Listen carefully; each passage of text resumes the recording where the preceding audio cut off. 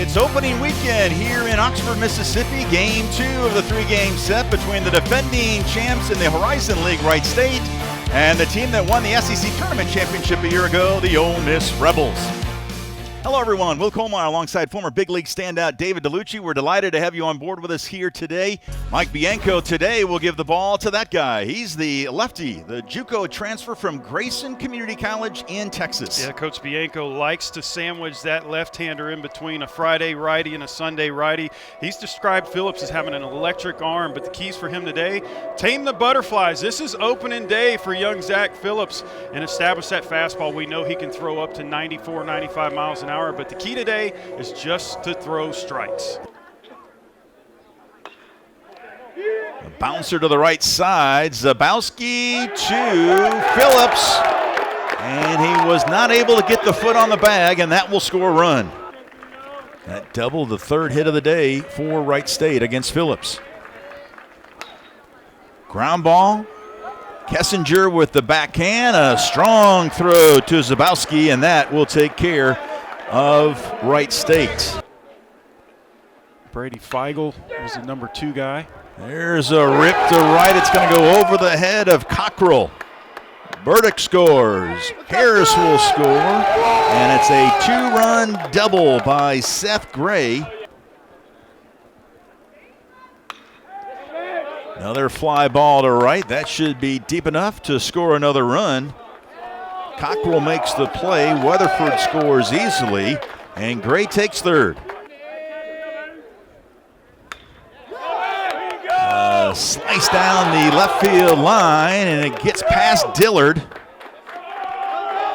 And Casterly drives in Gray, and that's going to be all for Phillips. Taylor Broadway has been warming up in the Rebel bullpen. Taylor Broadway making his Ole Miss debut, the junior out of Cypress, Texas, the transfer from Tyler Junior College. Broadway trying to get out of this inning, but he's not going to be able to, as Seth Gray now 3 for 3 on the day. This time it's a 2-run single to right. Back here in Oxford, another pitching change for Mike Bianco. This time he's going with Max Chofie, the sophomore out of Chicago a season ago. That one is a drive to deep left field. That's going to be a one-hopper off the wall by Sloan. Weatherford scores from second, and it's a stand-up double for Chase Sloan.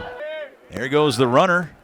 Johnson's throw is in time to gun down J.D. Orr. And whatever is not, you got to try to change it up as quickly as possible. And Cooper Johnson with a C&I single. Cockrell will try to score from second. It's cut off. Who came all the way from Florida, sunny Florida, yeah, to come here and see that. Sure enough, he did.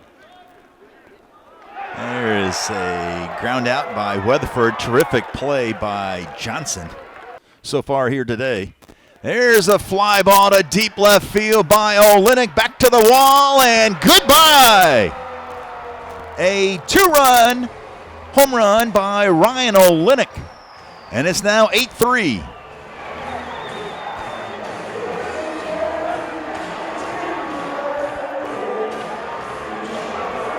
Cut into this deficit.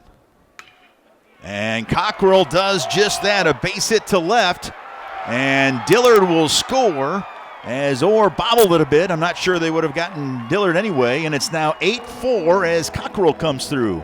Top of the 8th inning here at Swayze Field in Oxford. Wright State leads it 8-4.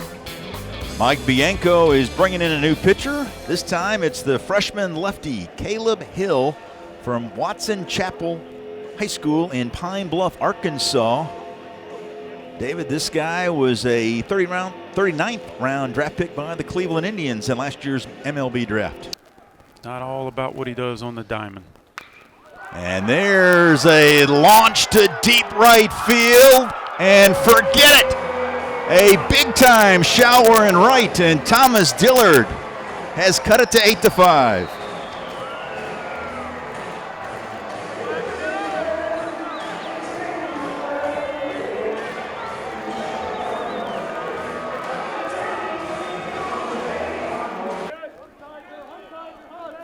RBI double in that 4-run third. And Casserly delivers a huge 2-out single. Keenan rolls one to the right side, and that will do it for Wright State as Casserly goes to the bag, and that will take care of the Rebels here in the bottom of the ninth. And Wright State evens the series at 1 game apiece.